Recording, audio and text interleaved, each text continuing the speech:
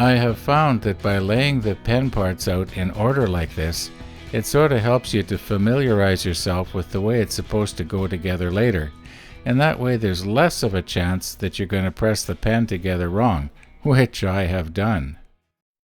Now I know I've probably mentioned this before, but I'm sure surprised at the good condition of some of this wood. When you think that this wood is like 60 years old, has been outside the entire time, and the first 10 or 15 years of its life, it was sitting in a lake.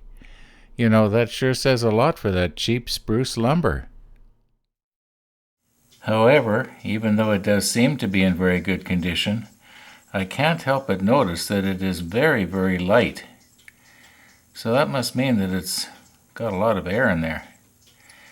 And I think after it's turned down, there's the possibility that the blank, well, it wouldn't be a blank anymore, the finished product would be easily dented. So that's why I'm going to do the cactus juice thing. And I'm hoping that the cactus juice will get up into the end there through the end grain and just work its way up. I don't think it's going to go on the side here where the paint is. That's pretty well sealed it. But maybe a little will seep in this way. Well, we'll soon know.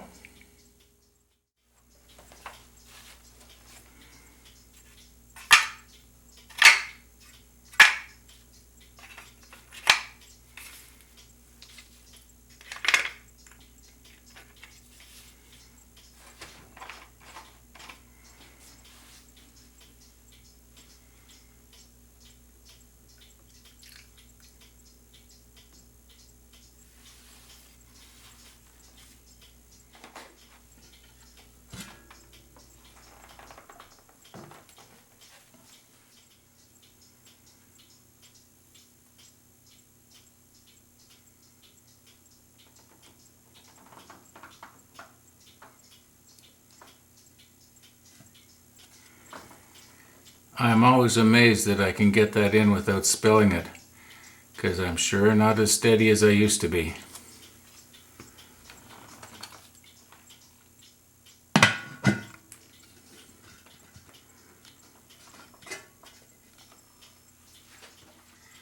Now you're going to notice here that as soon as I turn the pump on, it's going to start bubbling. In other words, it's going to start drawing the air out of the blanks. And what I'm going to have to do is work this valve open and shut to keep the little container down there from overflowing, because it's going to foam up pretty good. It sometimes takes 10 or more minutes. So needless to say, you don't want to watch this for 10 minutes. But I'll show you the beginning anyway. So okay, here we go.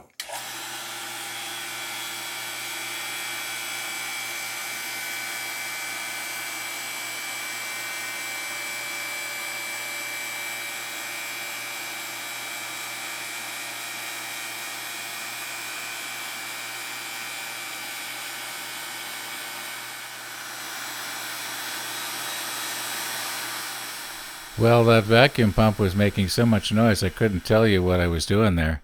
I had changed my mind, and instead of using the on-off valve, I used the bleeder valve. It actually works a lot better. Open the bleeder valve a little bit, some air rushes back into the tank, it sort of blows the bubbles off the top of that little tray, and then as soon as I close the bleeder valve, it almost immediately goes back to full well, not immediately, but very quickly goes back to full vacuum, and it works a lot faster. At least it works a lot better for me. Approximately 10 minutes has passed now, maybe a little more. And you can't help but notice that some of the bubbles that are coming to the surface there are very large. Well, what's happening is they started out as little tiny microscopic bubbles when they came out of the blank, but when they got to the surface of the cactus juice, they expanded tremendously because they entered into an almost perfect vacuum. A little over 2 hours has passed now, and my unprofessional opinion is, I think it's as good as it's going to get.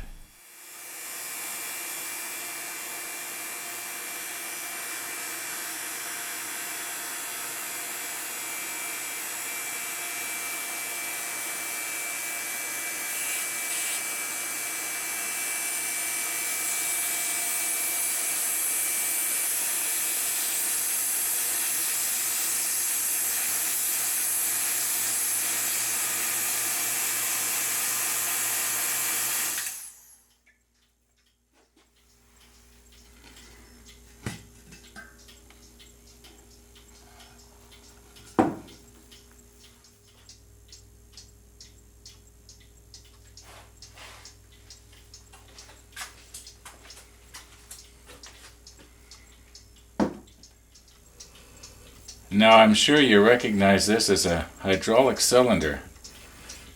A friend of mine made this up for me a few months ago, and it works really, really well.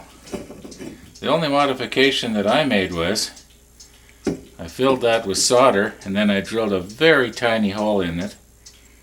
I put a little piece of foam rubber in here. The reason being is when I hook the air hose onto it and I turn the valve open, I don't want the air rushing in there and spilling whatever I put in there.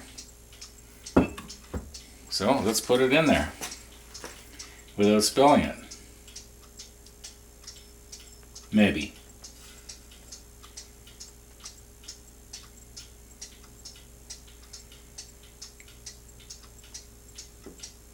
I filled this a little bit too full.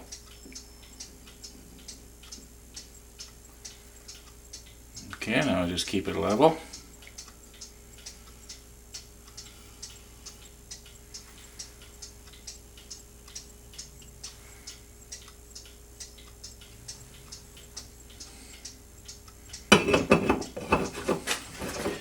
Oh, by the way, surprisingly, this does not have to be real tight, because what happens is when the air pressure comes up against this rubber ring, it seals the rubber ring against here and against the wall of the cylinder.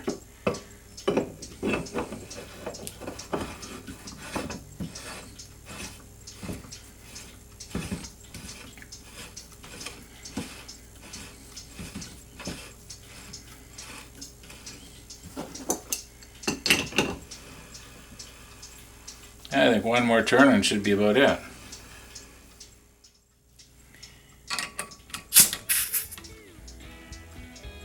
Okay, now watch that pressure gauge.